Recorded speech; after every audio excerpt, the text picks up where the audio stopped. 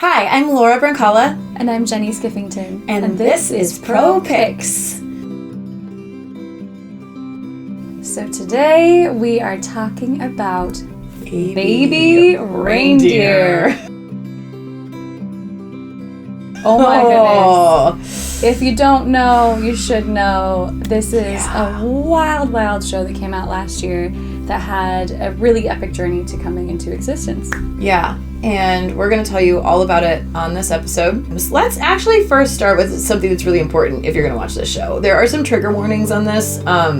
There is some extremely adult content. There's some sexual abuse and violence. Like, we're just going to be straight up about that so that people know what they're getting into.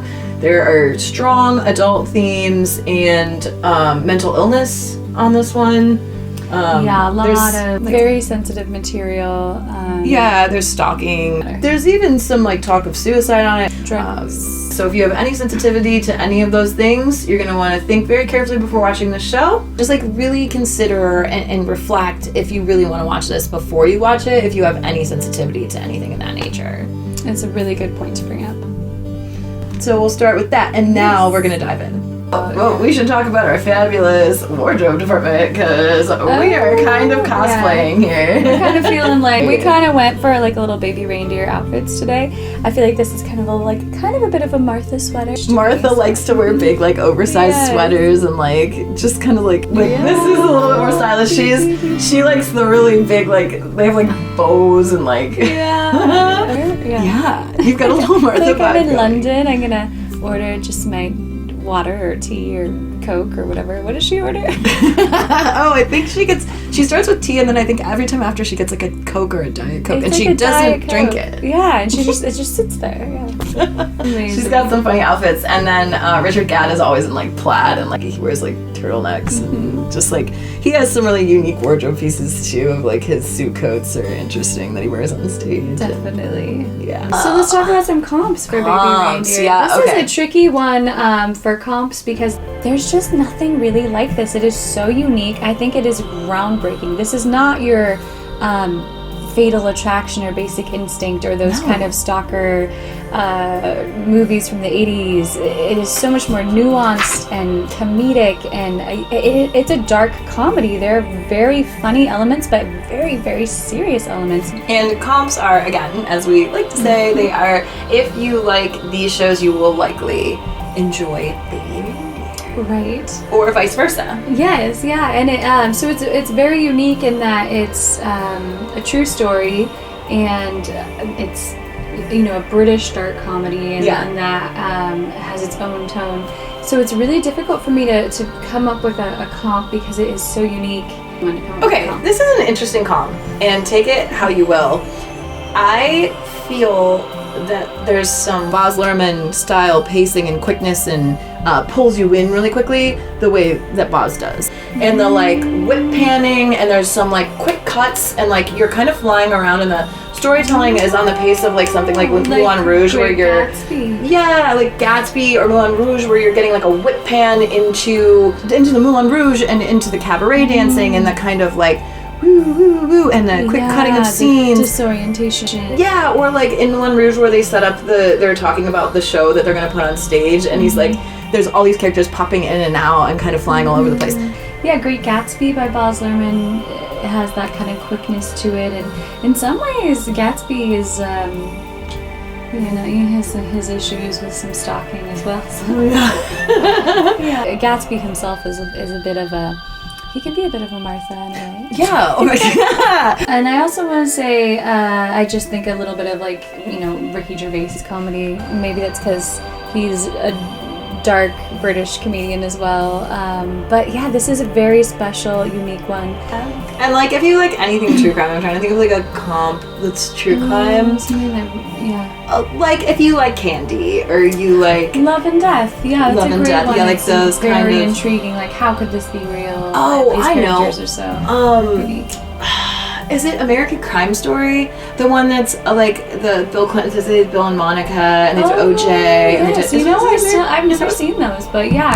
Oh, even Monster has some monsters, which would be some people don't really know it as that title.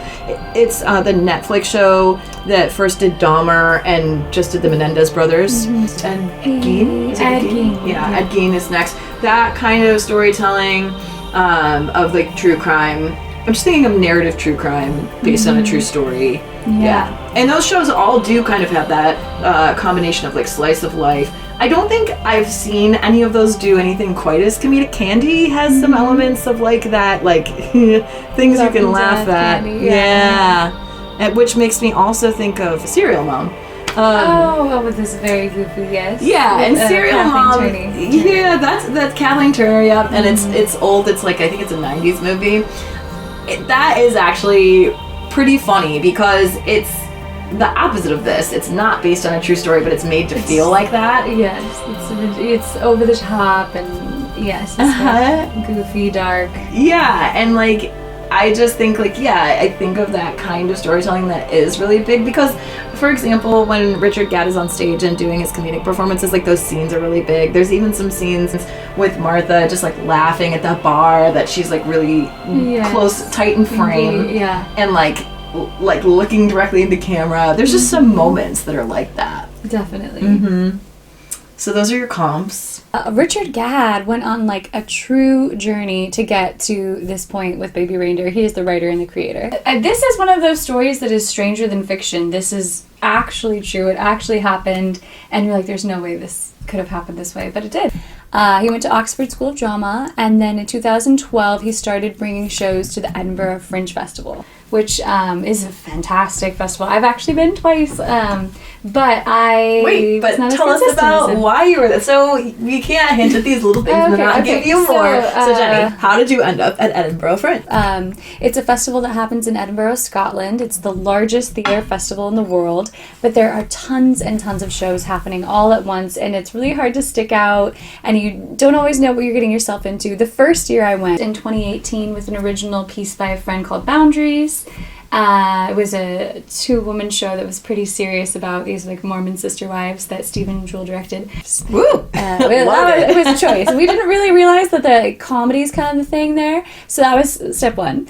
And then the second thing for me when I went out there was I had no idea the layout of the land. So I booked this venue that was way off of the strip. We had like no audience members. It was the Sir Arthur Conan Doyle Center, which sounds cool. It sounds great. It sounds like I would want to do a show there. Place with just like this room at the top of a spiral staircase, and I think it's like this place where like mediums come from all over the world. Very, very odd. Ooh, that sounds sweet. You love your supernatural. That's just spooky. I'm just like, how did I book this place? But we would have like 8 people per show. It was really special, which is very in line with Baby Reindeer. And that speaks to his honesty and his truth in writing that is like you have an experience that like directly connects to. Next year we were in a much better venue and we had much more audience members, so that was great. But so I really appreciated the Ed Fringe with the rough venue and the rough time. And you can see Richard Gadd is so honest in what his experiences are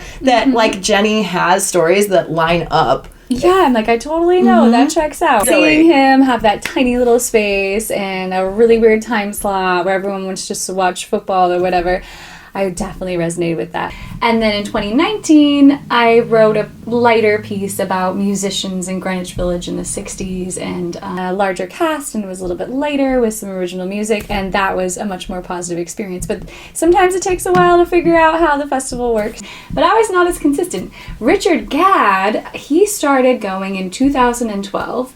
He goes every year. 2012, 2013, 2014. In 2015, he does Waiting for Godot, which I didn't know. I just found this out on Wikipedia, which is amazing. And then, like, to speak to him going over and over again, this is not with the same show. These are separate shows each time.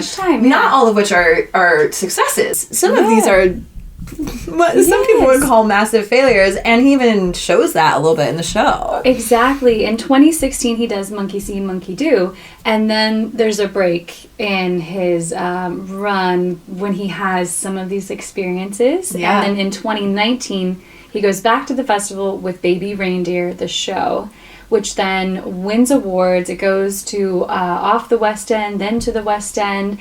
Then it gets picked up in 2024 as a Netflix series, and it won 6 Primetime Emmy Awards, which is amazing. Deservedly so. But I think it's amazing the consistency that he had, just creating his own material. And from 2012 to 2024, that's 12 years of building, and then to have all this success, he really deserves it, and I'm so excited for him.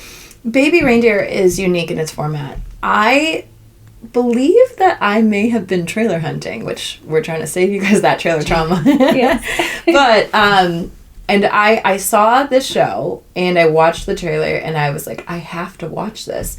And I put on an episode, and I told everybody. I told you about it. You were like, you have to watch this show. Yeah, I mentioned it to like many of our roommates who all ended up watching it, a lot of our friends, and man, it is such a unique piece of media. The tension. You feel like a fly on the wall in this guy's life.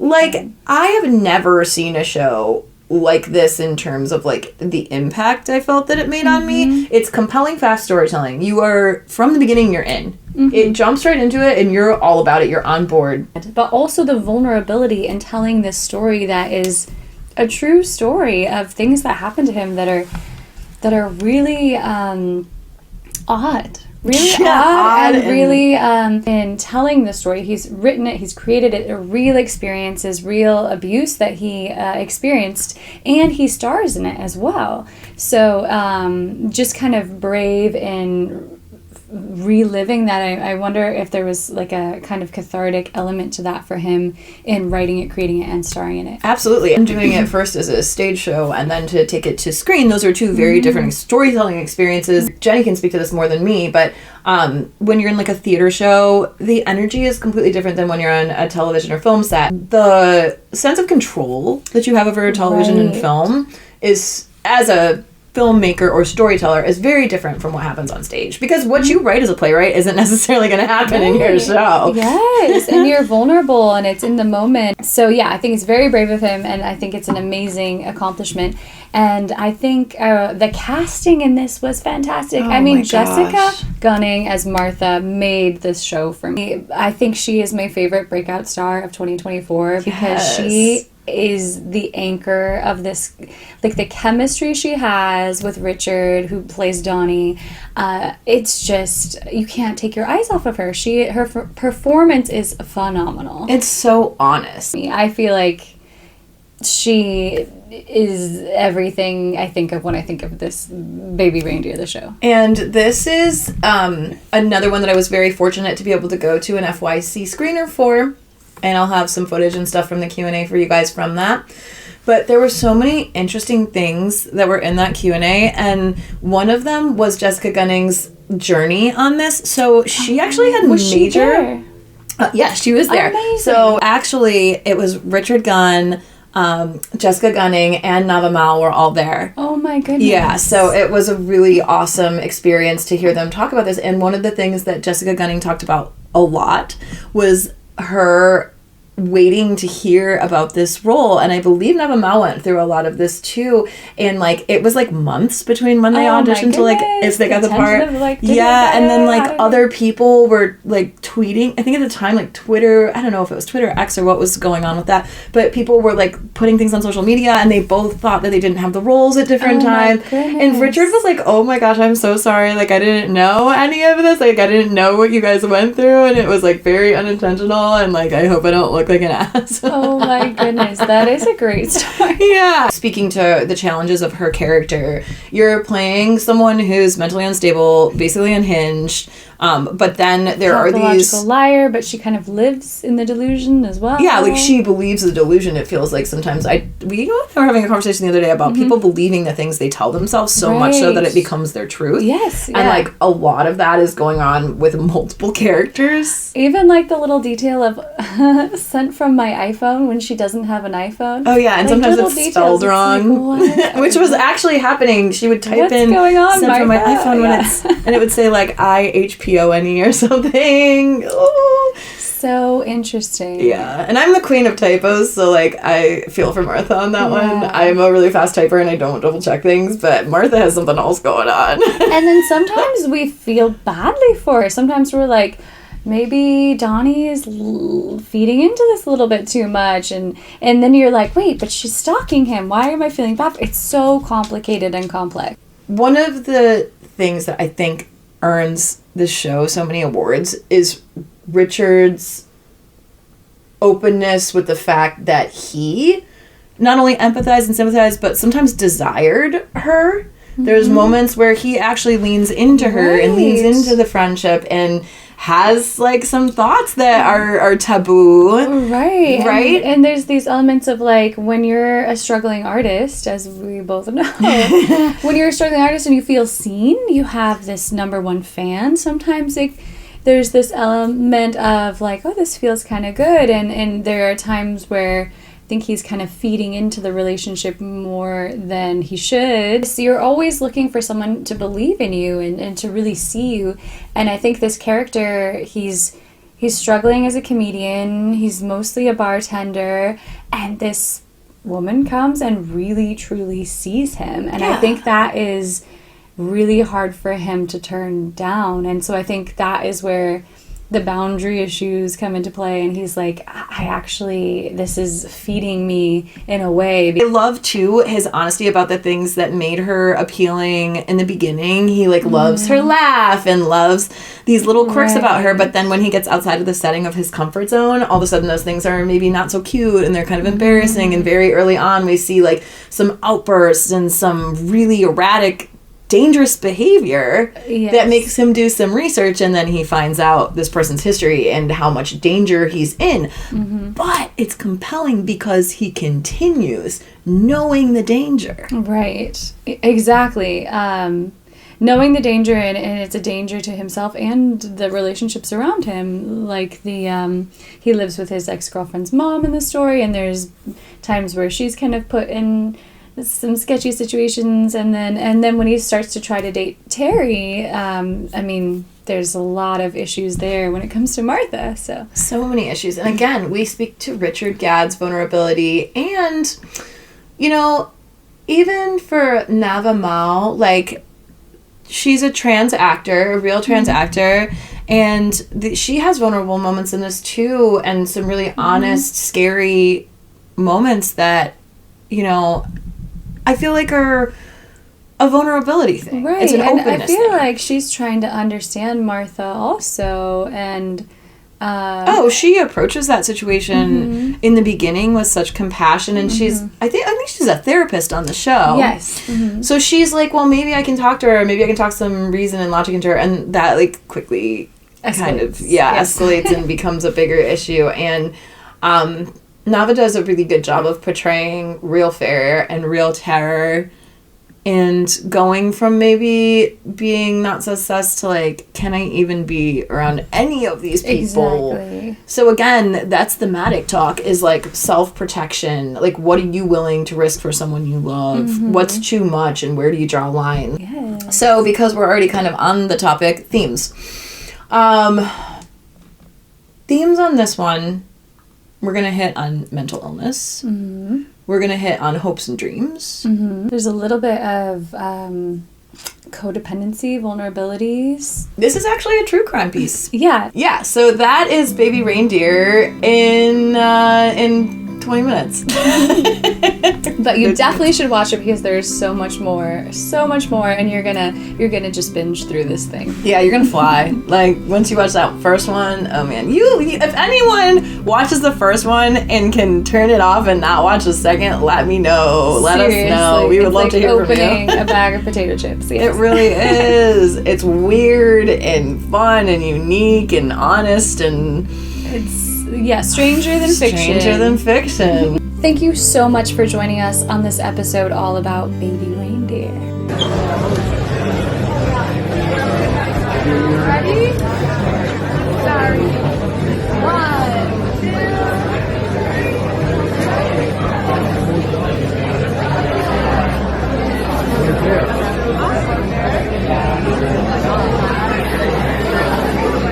3. Good morning, you guys. I'm at the Q&A and screening for Baby Reindeer this morning. We're doing a screening of an episode, and then there's a Q&A with some of the actors and I believe the executive producer. So we're really excited, and it's going to be a really cool morning. Just wanted to give you guys a little sneak peek. So hope everybody's having a happy Saturday.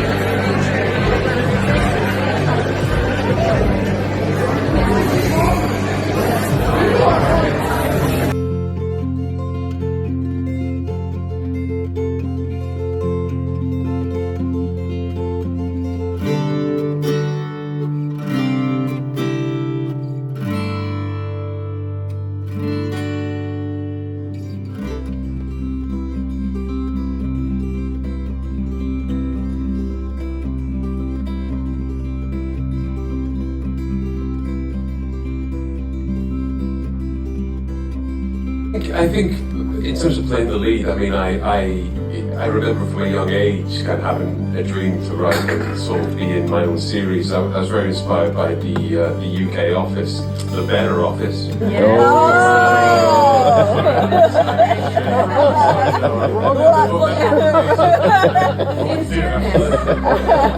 threw it out there. I went down. You see how quickly they turned it? Can you take it back? But no, two amazing shows. But the UK Office was the one that was massive when I was a kid, and I really loved it. I became obsessed with it. I could quote it back to back, all kinds of things. And I remember sort of, becoming so obsessed, I started to Google and research, and these two guys, Stephen Merchant and Ricky Gervais, they were in it. They'd also written it. They'd also produced it, and it was almost like life suddenly made sense. I kind of knew what I wanted to do. I knew what I wanted to strive for.